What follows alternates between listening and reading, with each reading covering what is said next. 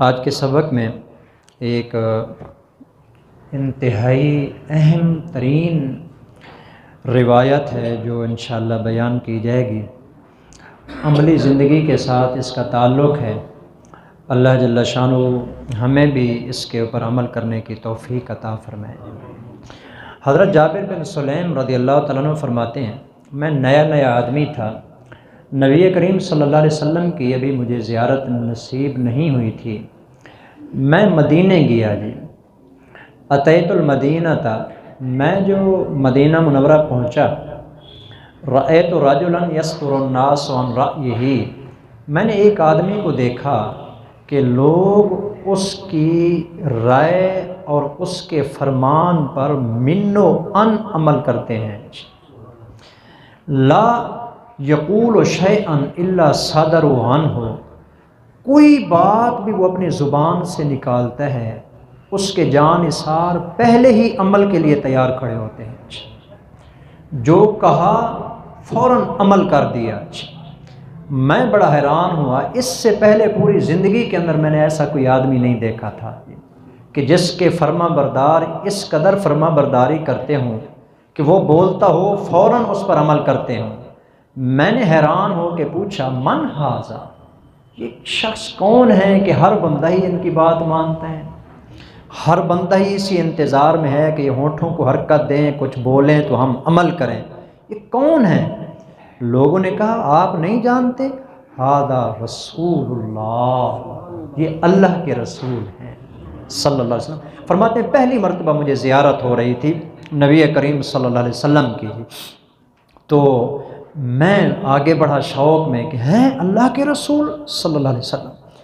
میں نے جا کے نبی کریم صلی اللہ علیہ وسلم کو سلام کیا، لیکن سلام کا انداز یہ تھا، میں نیا آدمی تھا، مجھے نہیں پتا تھا سلام کیسے کرنا ہے، تو میں نے کہا علیک السلام یا رسول اللہ، یعنی سلام کا لفظ بعد میں اور علیکم کا جو لفظ ہے یہ پہلے ہوتا ہے۔ السلام علیکم، انہوں نے علیکم السلام، یعنی وہ علیکم پہلے کہہ دیا، سلام بعد میں کہہ دیا۔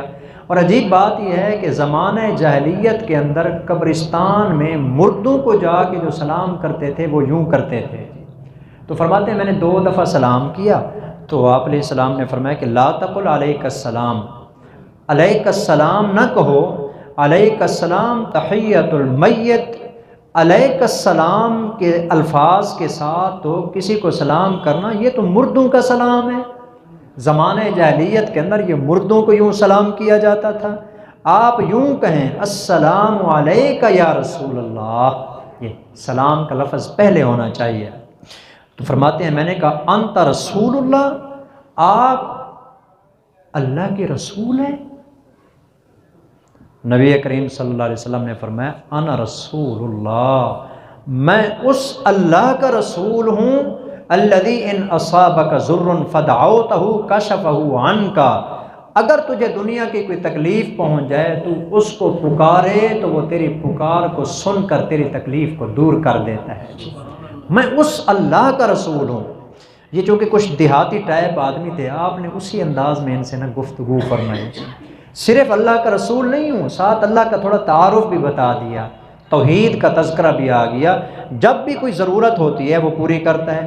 وَإِنْ أَصَابَكَ عَامُ السَّنَةٍ، اور اگر کبھی قحط سالی آ جائے، پانی ختم ہو جائے، بارشیں بند ہو جائیں، لوگ جانور مرنے لگ جائیں، فَدَعَوْتَهُ، تو اس کو پکارے کہ یا اللہ قحط سالی ہے، بندے انسان پریشان ہیں، أَنْبَتَهَا لَكَ، وہ تیرے لیے زمین سے نباتات اگا دیتا ہے، تیرے لیے زمین کو چیر کے تیرے لیے کھانے پینے کا انتظام کر، میں اس اللہ کا رسول ہوں۔ وَإِذَا كُنْتَ بِأَرْضٍ كَفْرٍ أَوْ فَلَاتٍ، اور جب تو کسی جنگل میں جا رہا ہوتا ہے کہ اچانک ایسے ہو کہ تیری اونٹنی گم ہو جائے، فَظَلَّتْ رَاحِلَتُكَ، اونٹنی تیری گم ہو گئی، فَدَعَوْتَهُ، تو اس کو بلاتا ہے، یا اللہ میری اونٹنی گم ہو گئی ہے، نہ ملی تو مر جاؤں گا اور کوئی نکلنے کا راستہ نہیں ہے، تو دعا مانگتا ہے بغیر اسباب کے، ردھا علیک، تیری اونٹنی کو تجھ پر واپس بھیج دیتا ہے، تیری اونٹنی کا تیرے لیے انتظام کر۔ کئی ایسے واقعے ہوں زمانہ جاہلیت کے اندر، اسلام نہیں آیا، اس دور کے اندر بھی ایسے لوگ تھے، جنگل میں پھنس گئے، سارے اسباب ختم ہو گئے، جب دیکھا کہ مرنے لگے ہیں، رب کی طرف اوپر دیکھ کے نہ بلایا یا اللہ اور تو کوئی نہیں، یہاں آپ ہی ہیں یہ ہمارے کام بنانے والے، اللہ نے بغیر اسباب کے ان کی مراد کو پورا فرما دیا۔ یہ اللہ ہی ہے جو کام کرتا ہے۔ چنانچہ آپ علیہ السلام نے فرمایا کہ تیری اونٹنی کو وہی واپس کرتا ہے، قحط سالی وہی دور کرتا ہے، مصیبتیں وہی دور کرتا ہے۔ کہتے ہیں کہ جب مجھے یقین ہو گیا نا یہ سچ میں اللہ کے رسول ہیں، قل تو میں نے کہا اعہد الیہ یا رسول اللہ، پھر مجھے زندگی گزارنے کے لیے کوئی نصیحت فرما دیجیے۔ یہ اصل بات، یہ تو تمہیدی بات تھی جو انہوں نے ذکر کیا، عملی زندگی اب شروع ہونے لگی ہے جی۔ یا رسول اللہ آپ مجھے کوئی زندگی گزارنے کے لیے چند اصول، ضابطے، کوئی نصیحتیں ارشاد فرما دیجیے۔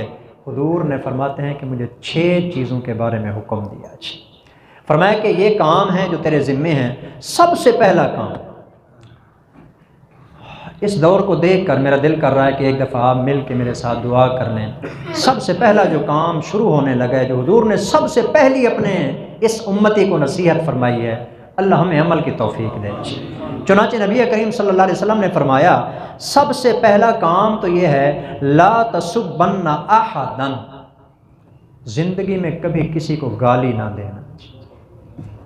سب سے پہلا کام، چونکہ تھوڑا دیہاتی ٹائپ آدمی تھا، میں نے آپ کو بتایا، اور دیہاتی لوگ گالیاں بہت دیتے ہیں، حد ہی نہیں ہوتی۔ ویسے فضول میں بھی بیٹھے بیٹھے جو ہے نا گالی دے دیتے ہیں، کبھی کسی درخت کو، بھینسوں کو گالیاں دیتے ہیں، بکریوں کو، بھینسوں کو، گایوں کو، کوئی چھوٹا جانور بھی، کوئی چوہا ان کے سامنے سے گزر جائے اس کو بھی نہیں چھوڑتے، بلی کوئی چیز ان کی اٹھا کے لے جائے، کوئی چیز خراب کر دے، تو آپ نے فرمایا کہ گالی کسی کو نہ دینا۔ سبحان اللہ جی، پہلی مرتبہ حضور سے ملا ہے جی، اس سے پہلے کوئی ملاقات نہیں ہے۔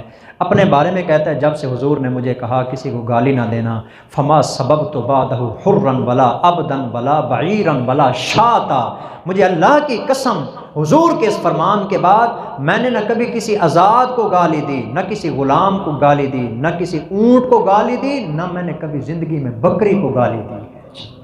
حضور کے فرمان پر من و ان عمل کیا، نہیں گالی دی پھر اس کے بعد کبھی کسی کو جی۔ تو ایک بات یہ، دوسری بات آپ نے فرمایا کہ ولا تحقرن شیئا من المعروف، نیکی کے کسی کام کو گھٹیا نہ سمجھنا جی۔ کوئی نیکی کا کام ہے، چھوٹے سے چھوٹا کام ہے، مثلا آپ جا رہے ہیں راستے کے اندر کوئی پتھر پڑا ہے اس کو ہٹا دیا، بظاہر چھوٹا سا کام ہے، چھوٹا نہ سمجھنا۔ یہ نیکی کا کام چھوٹا نہیں، ہو سکتا ہے کہ یہی پتھر ہٹانا ہی تیرے لیے جنت میں جانے کا ذریعہ بن جائے۔ کیا پتہ اللہ کس نیکی کے اوپر جنت کا فیصلہ کر دیتا ہے، بخشش کا فیصلہ کر دے۔ کسی نیکی کے کام کو حقیر نہ سمجھنا۔